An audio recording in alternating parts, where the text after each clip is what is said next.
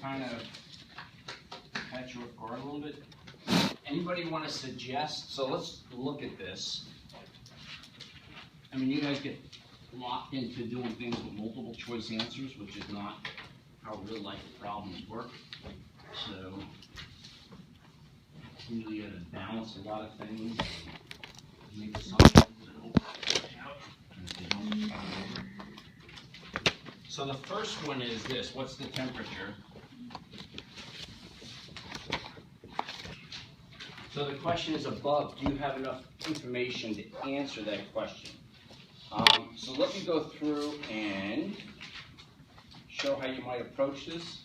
So you can calculate delta G from this, from an equilibrium constant, but do you have the temperature? What's the question asking for? So you don't have the temperature, right? But you can plug that in here, right? Minus R, T, ln of K, and you know what R is and you know what K is, right? Equilibrium constant is given up there. It's a big number. It's like the third one down, or second one down, that 10 to the 8th number, okay? Delta H, you can use this equation.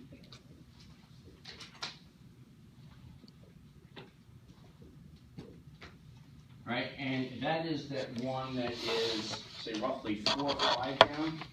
So it tells you have 1 milliliter. What does 1 milliliter of water weigh?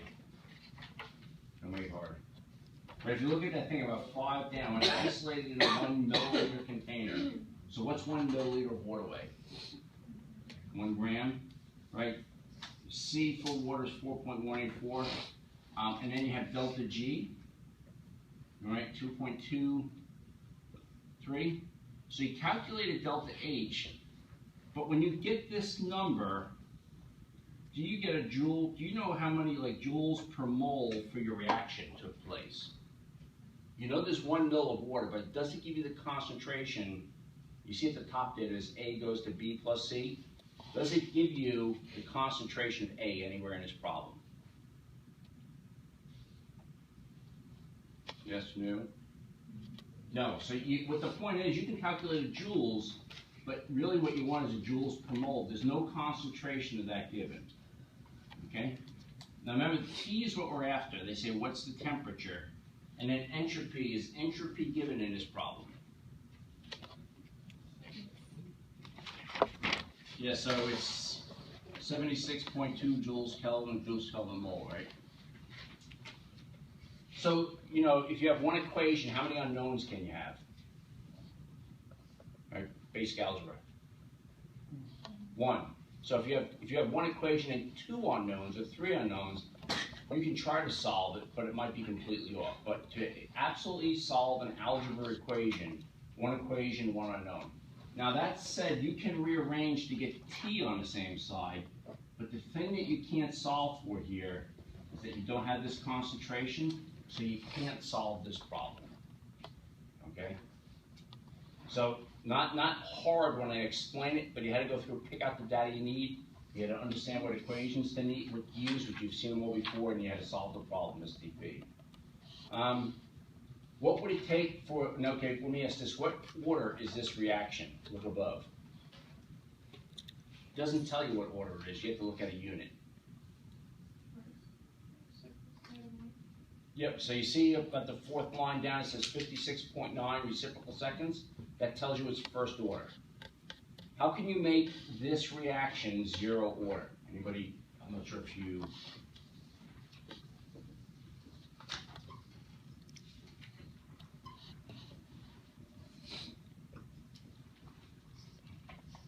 Okay, 0 order reactions are typically, when something looks like a 0 order reaction, it's surface area dependent.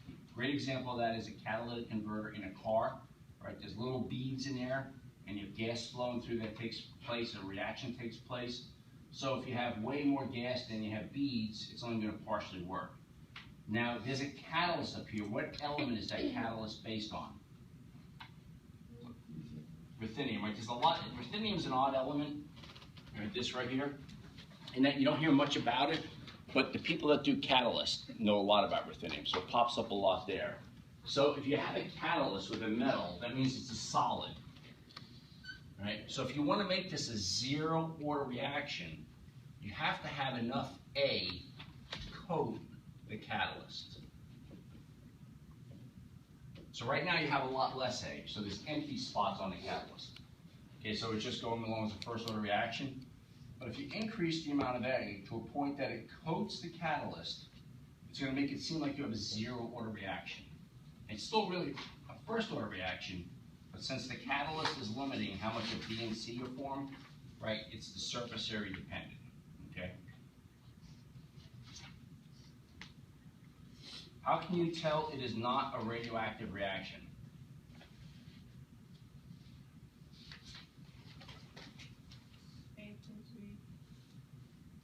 Well, you can have a nuclear decay and give off two things. There's something else. We just talked about it. Right. If you're using a catalyst, it's not a nuclear reaction. Right? Unless you're bombarding something with neutrons, you're not going to make a nuclear reaction go faster. So ruthenium catalyst tells you this is an organic or inorganic species, something like that. Okay, so if you have, it should just be a million. I use the word million and then the number million. So if you have, just cross out that number million. So if you have a million molecules of reactant, you're starting out with A, and you have a million molecules going to B and C. Don't forget this.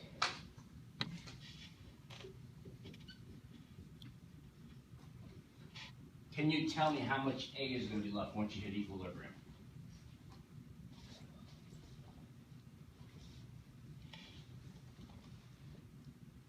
Right, so you have 10 to the 6th or a million A atoms, molecules, and it breaks apart to form B and C, right? And in the problem, it gives you the equilibrium constant, right? 2.3 times 10 to the 8th.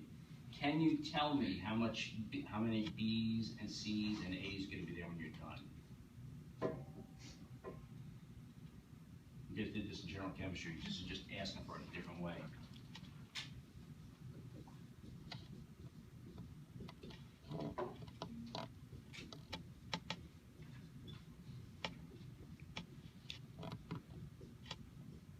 Right, so you can solve that. Right, this is your equilibrium. You're just used to seeing it like with 0.1 molar acetic acid or something like that. So you can solve for X and come up with a number. Right, it's product over reactants. But instead of doing molar, right, you're doing number of atoms and molecules. So yes, that's a solve, right? It's a quadratic, but you can simplify it.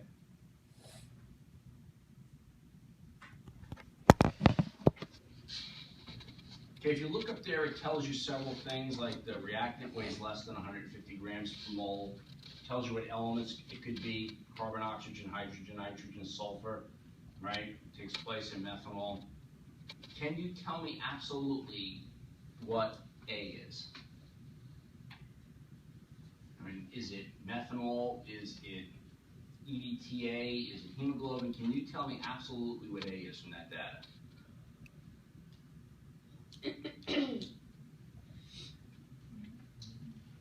Probably no, but can someone give me a reasonable guess from the information given above? Some of the other things that it says is, well, it tells you it has to be basically an organic. It has pi bonds.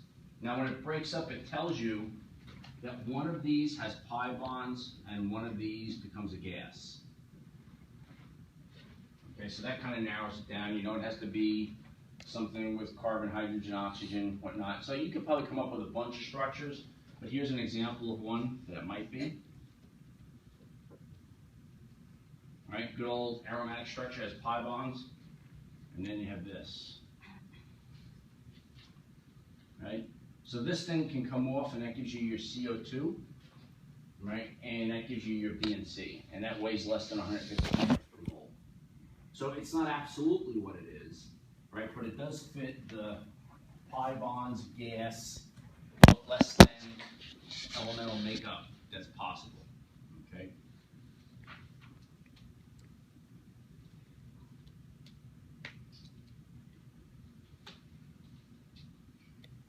So F you might not know, but take a second and tell me, can iron bind any iron 3. Because you see up on the top there, it says there is 10 to the minus 6 mole of iron chloride, right? And it's in methanol, so at that level, iron is going to dissolve.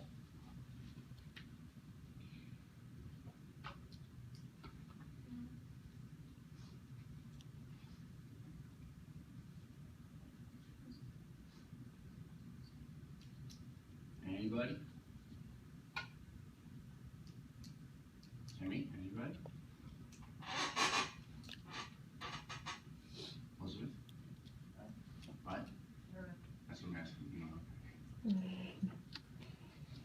Anybody care to guess? Can iron bind, if that's my product, and then benzene and CO2 are my, I'm sorry, if this is my reactant, and benzene and CO2 are my products, can iron bind them?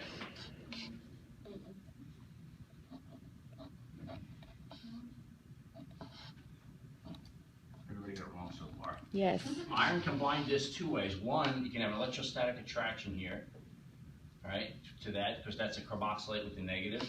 And then iron can come here, and it can bind, metals can bind pi bonds.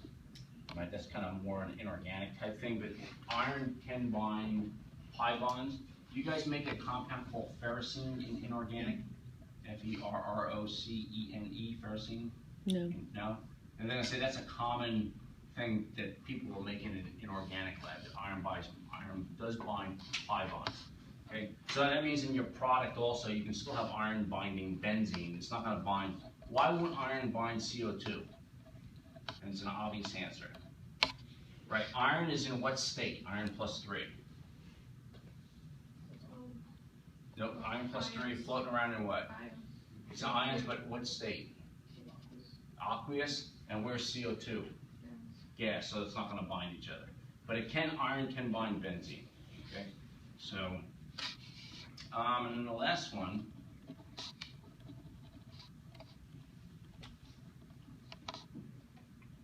So if iron undergoes oxidation or reduction, what is it going to do to form a stable product? Right? Say if it reacts with benzene and exchanges an electron, what's it going to do? Gain or lose an electron? So if it loses an electron, it would form this. If it gains an electron, it's going to form this. Which one is it going to form? Which one?